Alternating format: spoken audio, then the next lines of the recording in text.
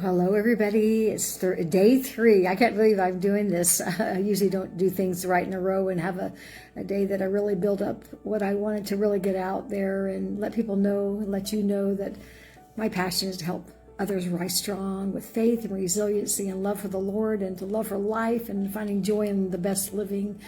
And one of the things that I love to do is I love to reach out to people that really have been through a lot, and I ask them, how do you do what you do? And I love learning from others. I love learning about how faith is developed. And I wanted to tell you a story about a lady named Candy Madsen, and she gave me permission to share this story in different settings that I have taught at in life. And she is just somebody that I have looked up to long ago. I knew her when I first moved to Peachtree City, Georgia in 1993. And she was a beautiful woman, still is today. And she had 6 children, I believe, and she had just had a 6-month-old baby. And I heard this story, and it was something that happened to her when she had 6 kids, and she had a little 6-month baby. It was a couple of years or a year or two before I actually had known her. But she told the story, and I heard of the story, and I looked up to her ever since. But she had a situation where she was, after her little baby was born, she went out with her sister in a van to go from Georgia to Alabama to go see her mother.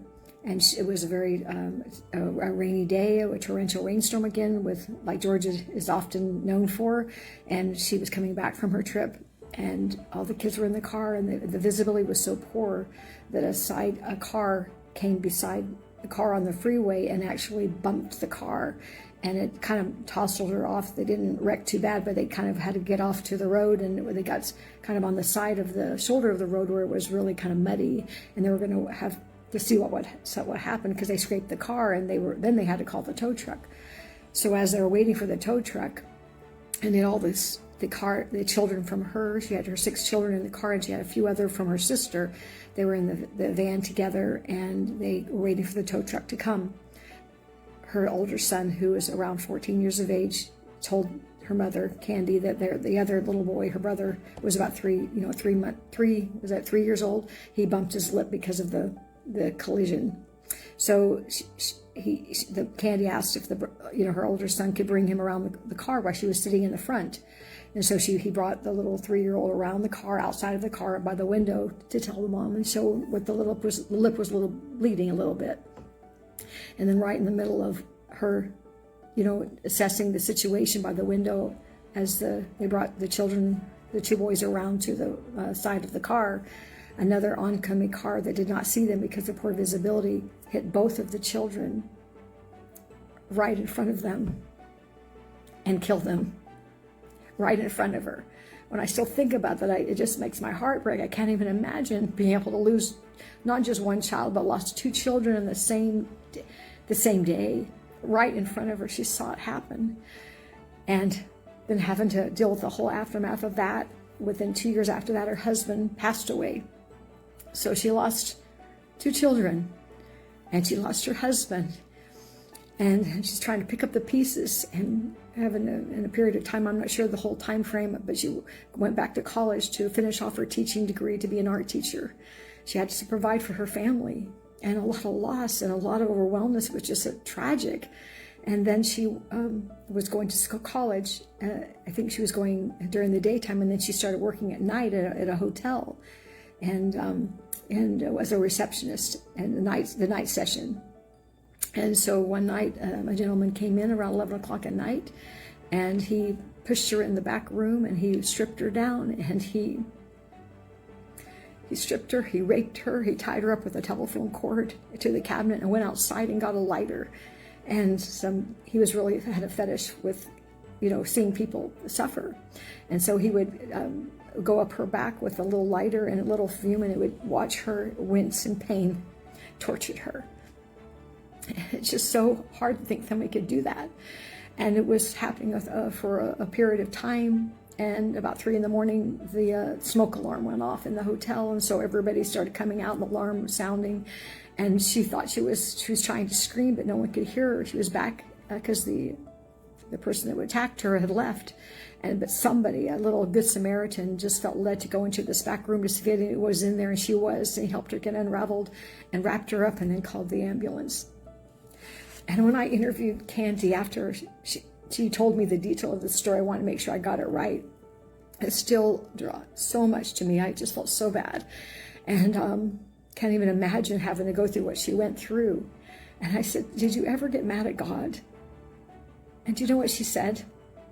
She says, why would I get mad at God? Because he was always there for me. She never blamed God. She didn't blame God. She just, so he was always there. He was always there for me. He was the only one that was been there for me. And I said, you get mad at and the person that assaulted you? And she says, there's evil men all around the world. We have free agency, that he has a free agency, and she learned to forgive him. And I just was so amazed. And I tell her story and permission because Candy has taught me how to stand strong, have the right perspective on life. She learned to forgive. She learned to rely on the Lord. He was always there for her. It wasn't that he wasn't. She didn't turn bitter. She handled her trials because she knew who had her. And she focused on what she had left, was her other children, her health, to be able to navigate those years of pain, of loss, of many losses and tragedies, but she never lost hope. And so one of the things I want to let you know that I'm this last year and a half, I guess it's been a year and a half now, I was praying. It was a January, and I was praying that I would be able to give back in a big way for the year. And I always sit down in my January and I ask the Lord, what do you want me to, what do you want me to do this year? Or be more, do more, have more, delete things and really navigate some things. And I sat down at my kitchen table and I had the phone turned over and it was on silent. And was trying to get some inspiration, start writing out some thoughts. And I heard the Lord say to me, turn your phone off. And I thought I thought I had it off, and I kind of questioned that, but I realized I didn't have it off. It was silent. So I ended up turning it off. And then I asked the Lord, what do you want from me? What do you want more of me in 2024? And, or 2025 really. And he said, it's 2024, and he says, write with me. I thought, write with you? What do you mean? And he says, what have you learned in the last, and your whole life? And I have learned so much about resiliency and faith, and I've identified 7 pillars to help people navigate storms, and I'm going to go over them with you. The first one is partner with the Lord. How do you do that?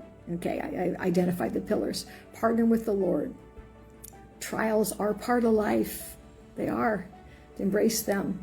The third is embrace your true identity. Who are you really? Without all the problems, who are you really and whose are you really? The fourth is surrender and trust. And listen to the Spirit and act. Embrace a new normal at times. When we go through hard things, there's adjustments to be made. And then bond with community and family and positive community that can help you to navigate hard things. So I want to tell you that I have a book that's actually done. I want to let you know, and everybody watching you, hello Demetria, hello Octavia, it's good to see you guys watching. But I have a book and it's done. It's called Harder Storms, Higher Strength, and I actually finished it in a year and a half. 7 pillars for embracing faith, miracles, and having lasting joy. It's all done, and it's going to be launched on August 15th. It's actually, you can see it on Amazon, but it's unlisted. I made sure it's unlisted because I want to build it out. I want to help you to learn the value of what it is, and it's let you know all the things that have taken place. It's 157 pages, and I've also built in something very special. I've always wanted to do a course with a deeper dive with videos that I did to layer down the learning. It's a course that has the layer down videos and different things that will be there. So I hope that you are excited to learn more. And I'm going to be going live later on this next week and in the next week building up to August 15th. And tell you that I've learned so much about how to navigate hard. And I've learned to trust the Lord. I love to, I have 17 people that I've interviewed along with my story that's in the book.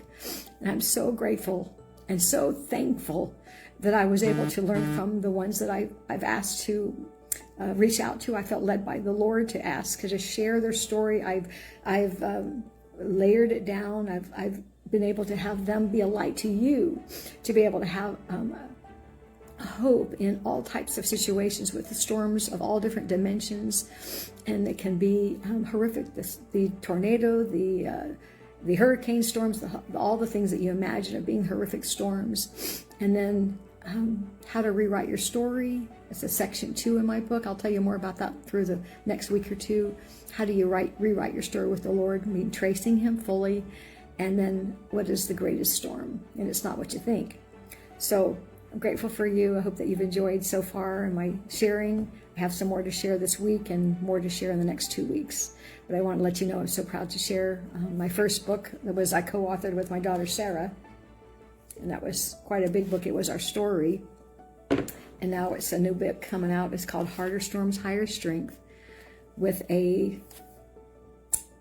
my whole life perspective on what I have learned, what I've gained in others as well. So you guys make it a great day, and I hope that you enjoyed listening to Candy's story. She's a very much testament of faith, resiliency, love for the Lord, and always recognizing him. He's always there. He always will be. He always is. We just have to make sure that we remember that he is the one that's holding us, and that we don't blame other people for not holding us, and that we don't have to blame the Lord because of the hard things that we go through in life. We just love him and are humbled and ask for, his healing power and the ability to forgive as well. Make it a great day.